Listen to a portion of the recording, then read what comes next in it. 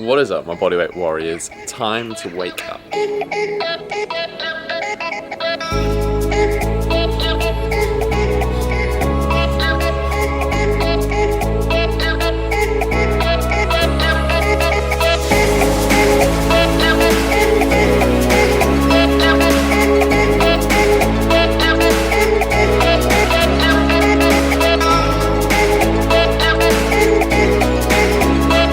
And now for a cold shower.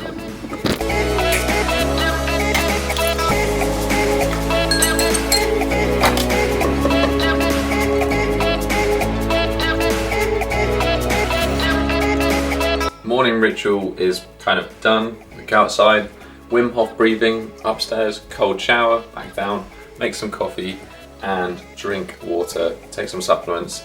Although this morning's a little bit different, I'm having decaf coffee at the moment because like the end of last week I was kind of feeling like I really needed that coffee to get up in the morning. So just to reset, do like 5 days of decaf only. The first 2 days are rough, but I feel pretty good now. I'm also reading the Daily Stoic, my usual 2 minutes of daily reading. And then additionally today, reading Nourishing Traditions, which is like a nutrition book, but also a cookbook from traditional cultures cooking, how to like ferment bread, like sourdough and all that sort of stuff. Very interesting book if you're a bit of a food geek. So it's now 11:30, done a couple hours of dissertation work. But I haven't actually weighed myself today, and seeing as this is a series on cutting, it probably would make sense. So currently weighing in at like 90 kilos, give or take. This is kind of expected though, because I've been about a week where I've upped my carbs considerably from where they were initially. If you go back to last week's episode, you'll see that I'm aiming to hit like 250 grams a day, and before, without realizing it, I was maybe getting 150. And just calories in general, I'm actually at like sort of 3,000 a day at the moment. I actually have been counting my calories. I don't usually count calories or macros at all, and I haven't, and because I haven't, I didn't realize that I was eating like maybe 2,400 calories on average a day, something like that, which is way below what I need to be eating. So there's probably a chance that my body's adapted to a bit of that low calorie diet. It's adjusted my expenditure accordingly, which is maybe what I wasn't performing as well in the gym. So I'm gonna give it maybe another week or two, see where my weight kind of levels out and how I feel. I'm currently feeling really good, which is the main thing. And I think after that, I will then go back and start focusing on calories and maybe doing some carb cycling as well, like we discussed to begin with. But at the moment, I'm just trying to actually figure out what the hell is going on with my body in terms of weight. Speaking of which, we need to eat some food. Quite a simple breakfast this morning. It's going to be like a basically vegetable hash with 3 eggs fried in there as well. We got beetroot, we got purple sprouting, kale, avocado. Gonna season it with some balsamic vinegar and oregano, and boom.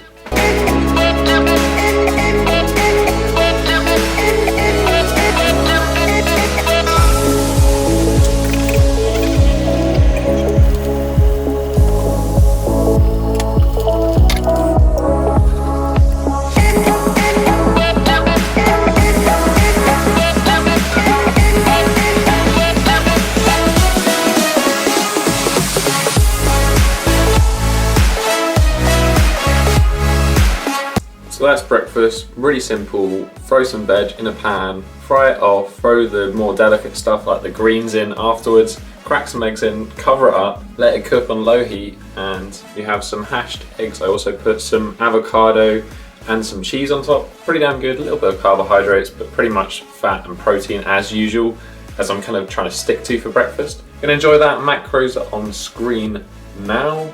I also had some dark chocolate and almond butter as I was waiting for that to cook, because it's kind of like my little naughty treat, but you have to try that. It's so damn good.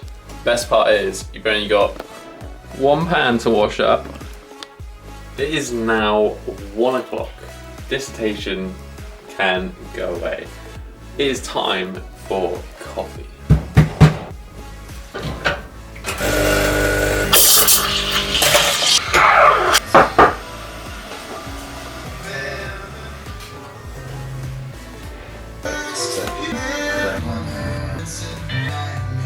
is now 2:30, so I'm probably still going to do a little bit more work because my life is that interesting. I might make my second meal, which is going to be a little bit more carb based, but I'm going to do some roasted veg with some leftover like frozen chicken just in a tomato sauce. But the roasted veg takes like 30-40 minutes to do, so I'm going to chop that now, come back, do another 30 minutes of work, and then eat food.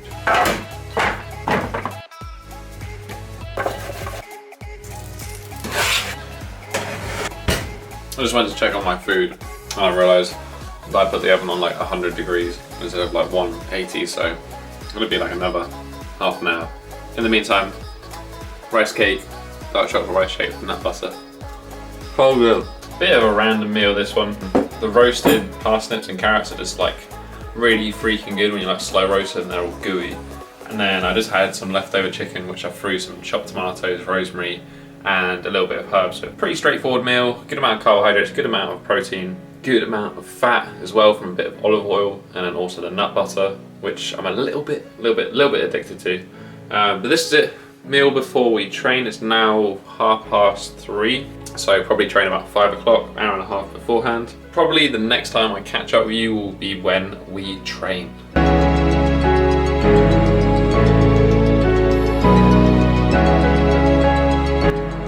It's time to go train.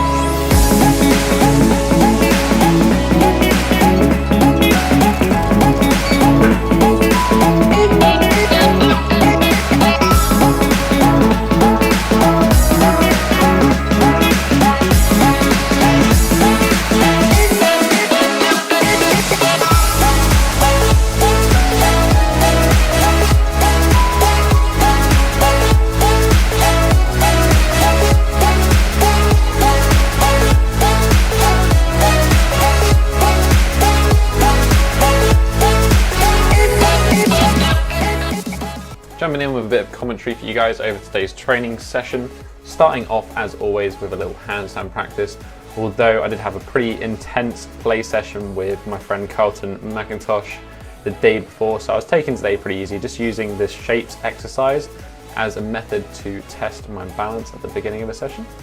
Then I jumped straight into my strength work and we're back to a little bit of intensity at the moment, which is always nice to see. I actually have my Stalder Press back, which is a really nice thing. I haven't actually trained it, which is probably why I lost it, but just this past week of focused intensity training, today was the first session where I managed to rep out the Stalder Press. And as you can see on the way back down here, I'm actually going for a really slow eccentric and trying to pause in that planche position. That's why I'm using this exercise, not necessarily for the press, but more for that straight arm transfer to the planche. Here's just another angle for you guys. I think on the last set I don't manage to pause quite as much, but pretty happy with this one. Still a long way to do to perfect the form, but it's nice to have it back. Then jumped into some assisted one-arm chin-ups. I'm just using a ring and a strap here. I think I've got 7.5 kilos as my assisting weight, and I'm just going for a solid 2 reps on each arm. And I'm resting kind of 30 seconds in between each set just to maintain my performance throughout, although I do find that that second set does tend to drop a little bit. Again, feeling strong, especially considering I'm still at that 90 kilos in weight. Next pairing we're jumping into is chest to wall handstand push-ups. This is one of my weakest movements, so please don't judge me on the form. It's definitely not the best here. Just really trying to crank these one out. I'm not overly fussed that my form isn't perfect. I'm just trying to grind through this and really build strength in this range of motion. This is so much harder than back to wall, so I'm actually relatively happy to get a relatively grindy 3 reps on this particular exercise, even though it's not the best. And then I was pairing that with some front lever pulls in a front position. I was doing 2 reps. The first was with the hardest progression I could do, so the full front lever. And then the second, I was kind of doing a little bit of a drop set, and I dropped down to kind of a half lay position. And again, another rep, not too slow eccentric, just focusing on being explosive. So you guys actually requested that I talk a little bit more about my mobility, which is what half of this training voiceover is going to be. Here I'm doing my favourite thing to do, and I do it at the end of all my sessions, and that's a hanging Cobra Complex. There's 3 positions, straight forward, to the right and to the left. I like to spend 20 seconds in each position, and you get a really nice stretch across your whole front of your fascia, your anterior, and then also down both sides of your body. I then jumped into a little bit of soft tissue work. Emmett Lewis recommended these to me, which are specifically focused on the hamstring and adductor, and this is kind of for that pancake and middle split mobility. There's a lot of tension that gets caught up in that particular area of the musculature, so I'm really just trying to foam roll, spend a little bit of time to break it up. It's a really hard place to actually work in terms of self fascia release.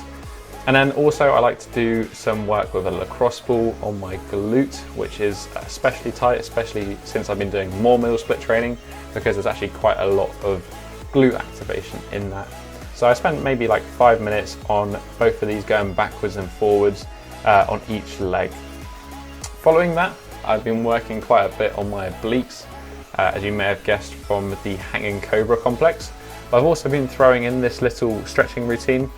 I'm basically doing these like seated hurdler rotations, I guess you could call them. You're gonna do 5 to 10 reps where you're extending up as high as you can, and then 5 to 10 reps of these like sideways lateral pulses, trying to touch the toe, and then we're going to pause for like 10 to 20 seconds in that stretch where we're leaning over again, and a really nice deep stretch through our side. Rotate around 90 degrees so our chest is facing our knee, and again hold that position for kind of 10 to 30 seconds. You get a really nice stretch across your side and into your glute for that one. And then all we're going to do is repeat the exact same sequence on the other side, which this right hand side that you're seeing now is actually my weakest side. It's really exposed actually in the pancake position, which is the next stretch in the sequence you're about to see, where you're going from one side to the other in a similar sort of position. You can see now there's a huge difference between one side and the other. I really do struggle with that right hand side. Don't know why, it's probably some like pattern issue that I'm going, but I'm trying to fix it, spending more time stretching that side, doing more sets. After that little sequence, I essentially went into my full body mobility routine with a few modifications that I like to do, and I kind of mix this up every single time I train. But if you want to find my full body mobility routine, I will put a link in the description down below. You can go click and follow it through completely, and you can also take some of these modifications that I've included in this video as well. Back to the vlog.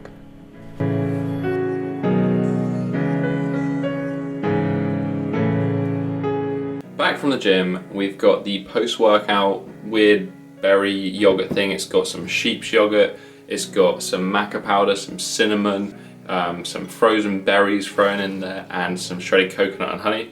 All loads of good stuff, just a bit of sugar for that post-workout, and also some coconut water. Pretty simple. Gonna demolish this because I'm really quite hungry, and then get on to making dinner.